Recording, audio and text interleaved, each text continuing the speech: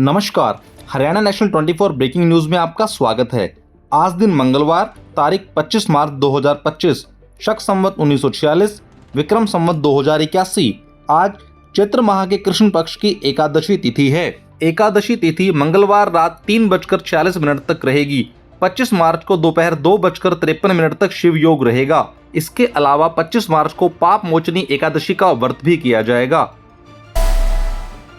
हरियाणा के मंत्री कृष्ण लाल पंवार का बयान, परिसीमन की प्रक्रिया 2026 से शुरू होकर 2029 में पूरी होगी।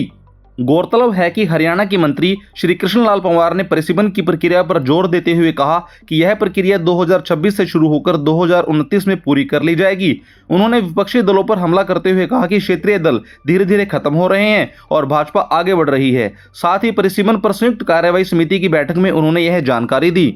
उन्होंने कहा कि हरियाणा में बीजेपी ने तीसरी बार अपनी सरकार बनाई और दिल्ली में केजरीवाल को 11 साल बाद हटा दिया।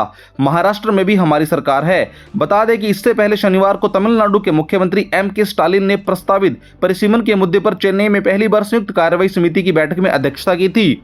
इस बैठक में कर्नाटक के deputy CM D.K. Shivkumar, Telangana के सीएम रेवंत रेड्डी, केरल सीएम पिनाराई विजयन, पंजाब के सीएम भगवंत मान और अन्य प्रमुख नेताओं ने भाग लिया।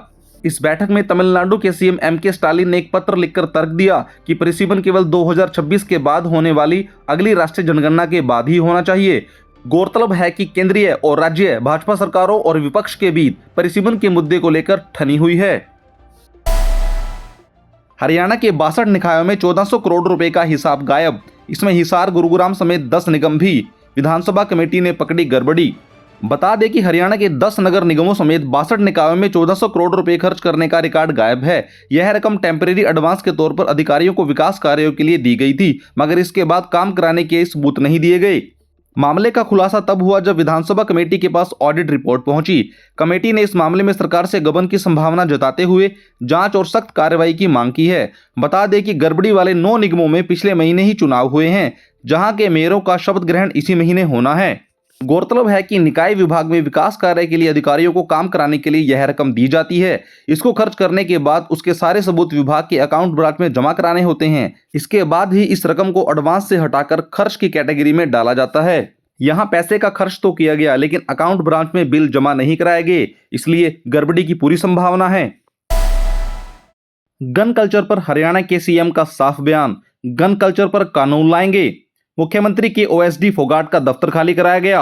गौरतलब है कि सीएम न्याब सिंह सैनी ने एक प्रेस कॉन्फ्रेंस के दौरान कहा कि अगर जरूरत पड़ती है तो गन कल्चर पर एक कानून जरूर लाएंगे, क्योंकि गानों और फिल्मों से लोग प्रभावित होते हैं। इससे पहले सरकार ने सीएम न्याब सिंह सैनी के पब्लिसिटी OSD गजेंद्र फोगाट का चंडीगढ़ से सरकारी ऑफिस खाली करवा दिया।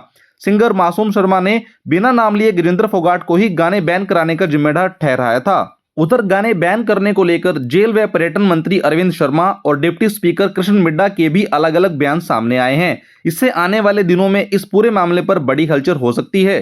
जबकि सीएम सैनी पहले ही कह चुके हैं कि सभ्य समाज के लिए गन कल्चर ठीक नहीं है। उन्होंने कहा कि सभी को इस भारत माँ से प्रेम करना चाहिए। समाज को सही दिशा देना समाज का ही दायित्व होता है। लोग फिल्मों से प्रेरणा लेते हैं, फिल्मों और गानों से लोग प्रभावित होते हैं। अच्छे गाने होंगे तो समाज को एक अच्छी दिशा मिलेगी। फतेहाबाद में ACB का एक्शन, पंचकुला शिक्षा विभाग का क्लर्क 20,000 की रिश्वत लेते पकड़ा गया। एंटी करप्शन ब्यूरो यानी ACB ने फतेहाबाद कोर्ट परिसर में सोमवार को बड़ी कार्रवाई करते हुए पंचकुला शिक्षा विभाग में तैनात क्लर्क कुलदीप को 20,000 रुपए की रिश्वत लेते हुए रंगे हाथों पकड़ लिया।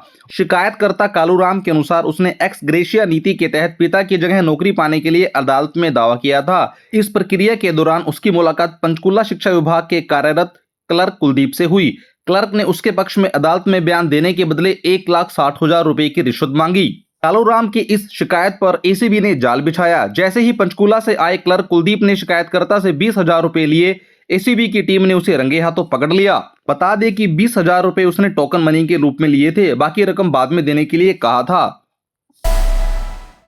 PM employment generation program, business के लिए 50 लाख तक का लोन, बिना गारंटी 10 लाख तक का लोन कैसे लें। बता दें कि यदि आप खुद का छोटा बिजनेस शुरू करना चाहते हैं लेकिन आर्थिक रूप से सक्षम नहीं हैं, तो प्रधानमंत्री एम्प्लॉयमेंट जनरेशन प्रोग्राम लोन योजना की मदद ले सकते हैं। PMEGP एक सब्सिडी स्कीम है। इसके तहत मैन्युफैक्चरिंग सेक्टर में 50 लाख रुपए तक और सर्विस सेक्टर में 20 लाख रुपए तक की लागत वाले प्रोजेक्ट के लिए लोन दिया जाता है। इसमें प्रोजेक्ट की कुल लागत का 5% का इंतजाम व्यवसाय शुरू करने वाले को खुद करना पड़ता है। शेष राशि बैंक के लोन के तौर पर मिलती है।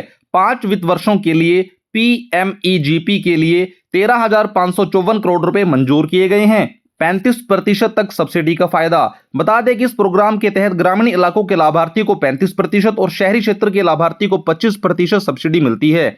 10 लाख रुपए तक के लोन के लिए किसी भी तरह की गारंटी की जरूरत नहीं है। इस स्कीम का उद्देश्य ग्रामीण और शहरी इलाकों में पारंपरिक कारीगरों और बेरोजगार युवाओं को एक साथ लाना और छोटे बिजनेस की स्थापना के माध्यम से स्वरोजगार के मौके पैदा करना है, ताकि ग्रामीण युवाओं का शहरी क्षेत्रों की ओर पलायन रोकने में मदद मिल सके।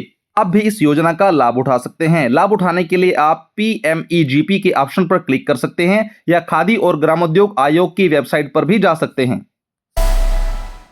सैमसंग A सीरीज का सस्ता phone launch, circle to search जैसे AI फीचर। सैमसंग ने कल यानी 24 मार्च को भारतीय बाजार में A सीरीज में नया 5G smartphone Galaxy A26 launch किया। सर्कल टू सर्च और AI based photo assistant tool जैसे आर्टिफिशियल इंटेलिजेंस फीचर्स मिलेंगे। मिड बजट सेगमेंट के स्मार्टफोन में 6.7 इंच की फुल HD प्लस सुपर एलोमेड डिस्प्ले, 50 मेगापिक्सल कैमरा और 25 वॉट चार्जिंग सपोर्ट के साथ 5000 mAh की बैटरी दी गई है। साउथ कोरियन टेक कंपनी ने इसी महीने की शुरुआत में A सीरीज में गैलेक्सी A56 और A36 लॉन्च किए थे। इस फोन की शुरुआती कीमत 24,999 है और यह 4 कलर ऑप्शन में उपलब्ध है। शेयर बाजार में उछाल, 6 दिन में सेंसेक्स 4,154 अंक उछला, निवेशकों को 25 लाख करोड़ की कमाई।